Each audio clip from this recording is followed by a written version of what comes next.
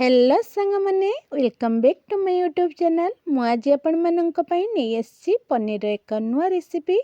देखंतु एही रेसिपी पई मु एठी किछि ग्रीन मटर नै जाउची आ ताको एमिति छड़े नउची।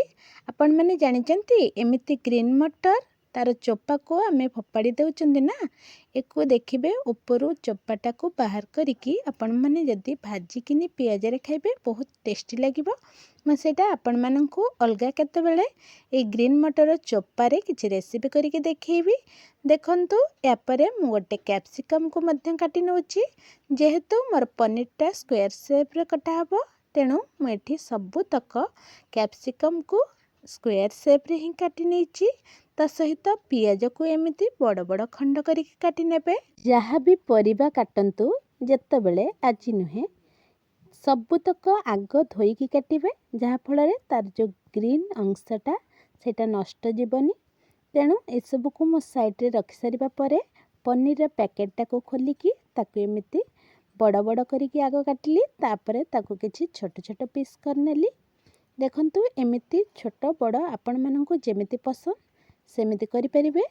तापरे मैं को किछि पैन रे तेल गरम करिकी अल्प लाइट फ्राई करनौची। बेसी फ्राई कले मते भल लागेनी, तो मु एमिति लाइट फ्राई करिकी ताको बाहर करनौची।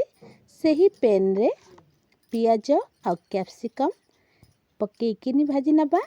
एपटे मु आ गोटे कड़ाई रे किछि तेल गरम करिकी सेथिरे मटर को भाजी नौची। मटर को एमिति ढांकुणी देकी छाड़ी सारिबा परे एपटे कैप्सिकम आ पियाज को मध्य ढांकुणी देकी मु छाड़ी देथिली। सेटा टिके भाजी हे आसला परे मु ताको बाहर कर नेची। एपटे अदा रसुण पियाज ता सहित किछि बादाम आउ टमाटो ए सबु तक मसला को मु भाजी नेची, जोटा को मते ग्राइंड करिया को पड़िबो। मसला ग्राइंड करिबा पई नै सारिबा परे मु एठी कड़ाई रे किछि तेल गरम करिकी गोटा मसला पकेइली। ता सहित कटा पियाज आ कटा रसुण को पकेइकी किछि समय एमिति भाजी नेली। तापरे बाटिकी रखिथिबा मसला को नेकी सेथिरे देकी आउ किछि समय ताकू एमिति भाजी नेबे।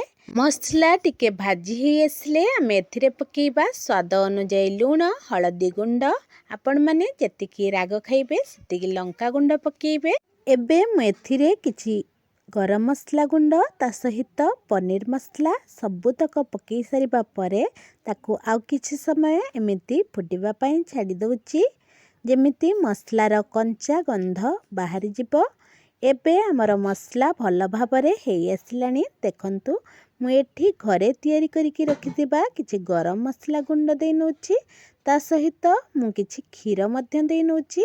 देखंतु एटा बहुत क्रीमी लागिबो। आपण माने क्षीर देई परिबे, नहले आपण मानक पाखरे जदी फ्रेश क्रीम अछि तेबे आपण माने जहाँ भी अवेलेबल थिबो आपण माने देई परिबे।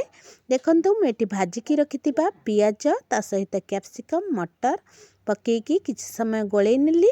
तापरे भाजी की रखिथिबा पनीर को मध्यम पकई नेची। एबे आमे सबु तक मसला सहित कसी नेबा। आउ किछि समय एमिति कसी सारिबा परे जेतिकी आपण ग्रेवी चाहिए सेतिकी पानी देई परिबे। मते एठी टिके अधिक झोल दरकार थिला, तेणु मु एठी टिके अधिक पानी नै जाइछि। तरकारी को किछि समय फुटिबा पई छाड़ी सारिबा परे मु एठी किछि लच्छा परोटा तयारी कर नेथिली। देखंतु एठी हमर तरकारी टिके फुटी आसीछि, तथापि आमे आ किछि समय एको ढांकुणी देकी फुटिबा पई छाड़ी नेथिलु। एबे हमर तरकारी बनिकी पूरा रेडी ही जाइछि। आपण माननकु हमर एमितिका रेसिपी केमिति लागिला? जदि भल लागु थाए तेबे मो चैनल को लाइक शेयर सब्सक्राइब करिवे। भिडियोटी को शेष जाए देखिथिबारु धन्यवाद। रहिली। जय जगन्नाथ। पुणी देखा हेबो एक नुआ भिडियो रे।